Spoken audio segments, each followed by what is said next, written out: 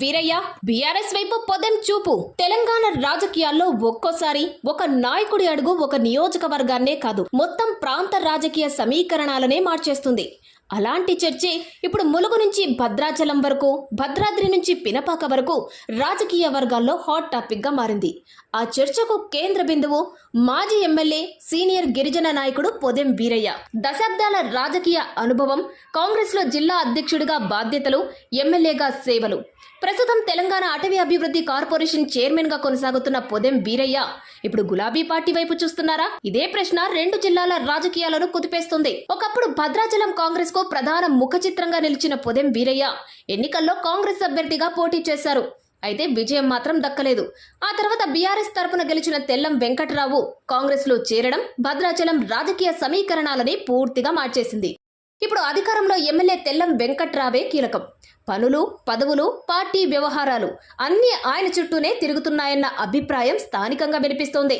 దీంతో పొదెం వీరయ్య వర్గం క్రమంగా రాజకీయంగా వెనకబడిపోయిందనే చర్చ సాగుతుంది. ఇక సొంత జిల్లా ములుగులో కూడా పరిస్థితి అంత భిన్నంగా కనిపించడం లేదు.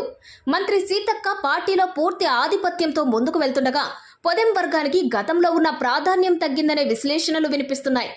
రాజకీయంగా ఇదే అసంతృప్తి ఇప్పుడు కొత్త చర్చలకు కారణమైందా? ఈ నేపథ్యంలోనే గులాబీ పార్టీ నుంచి పొదెం వీరయ్యకు ఆహ్వానం వెళ్లిందనే ప్రచారం జరుగుతుంది. అంతేకాదు, ఆ ఆహ్వానానికి ఆయన కూడా సానుకూలంగా స్పందించారన్న రాజకీయ గుసగుసలు వినిపిస్తున్నాయి. ఇది కేవలం ప్రచారమా, లేక నిజంగానే కొత్త రాజకీయ అధ్యాయం ప్రారంభమవుతోందా? ఈ చర్చకు మరింత బలం చేకూర్చింది ములుగు జిల్లా కేంద్రంలో జరిగిన ఓ ప్రైవేటు కార్యక్రమం. ఒకే వేదికపై జనగామ ఎమ్మెల్యే పల్లా రాజేశ్వరరెడ్డి, భూపాలపల్లి మాజీ ఎమ్మెల్యే గండ్ర వెంకటరమణారెడ్డి, ములుగు బీఆర్ఎస్ ఇన్ఛార్జ్ బడే నాగజ్యోతి, బడే దామోదర్, వీళ్లందరితో పాటు పొదెం వీరయ్య కూడా పాల్గొన్నారు.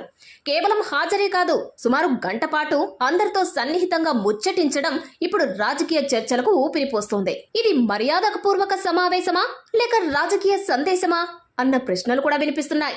మరోవైపు పొదెం వర్గంలో కూడా బీఆర్ఎస్ పట్ల సానుకూల సంకేతాలు ఉన్నాయన్న ప్రచారం జోరుగా సాగుతుంది. కేటీఆర్తో ప్రాథమిక స్థాయిలో సంప్రదింపులు జరిగాయనే సమాచారం కూడా రాజకీయ వర్గాల్లో చక్కర్లు కొడుతుంది.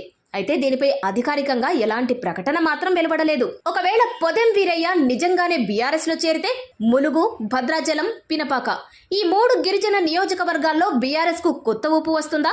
గిరిజన ఓటు బ్యాంకులో కొత్త సమీకరణాలు ఏర్పడతాయా? ఇప్పటికీ కాంగ్రెస్ లో ఉన్న అసంతృప్తి గులాబీ పార్టీకి కలిసి వస్తుందా, లేక ఇది కేవలం రాజకీయ ప్రచారంగానే మిగిలిపోతుందా? ప్రస్తుతం వినిపిస్తున్న ప్రచారం ప్రకారం పొదెం వీరయ్య ఆసక్తి ములుగు నియోజకవర్గంపైనే ఎక్కువగా ఉందని రాజకీయ వర్గాలు చర్చించుకుంటున్నాయి. అది నిజమైతే మంత్రి సీతక్కకు రాబోయే ఎన్నికల్లో బలమైన రాజకీయ పోటీ ఎదురయ్యే అవకాశం ఉందా? ఇదే ఇప్పుడు ములుగు రాజకీయాల్లో $1 మిలియన్ ప్రశ్నగా మారింది. అయితే ఈ మొత్తం పరిణామాలపై పొదెం వీరయ్య గాని, బీఆర్ఎస్ పార్టీ గాని ఇప్పటి వరకు అధికారికంగా ఎలాంటి ప్రకటన చేయలేదు. కానీ రాజకీయాల్లో పొగ లేకుండా మంట రాదంటారు. ములుగు రేసు గుర్రం గులాబీ గూటికి చేరుతుందా, లేక కాంగ్రెస్ లోనే కొత్త సమీకరణాలు సృష్టిస్తుందా? దానికి సమాధానం రాబోయే రోజుల్లోనే తేలనుంది. అప్పటి వరకు ములుగు నుంచి భద్రాచలం వరకు ఒక్కటే చర్చ.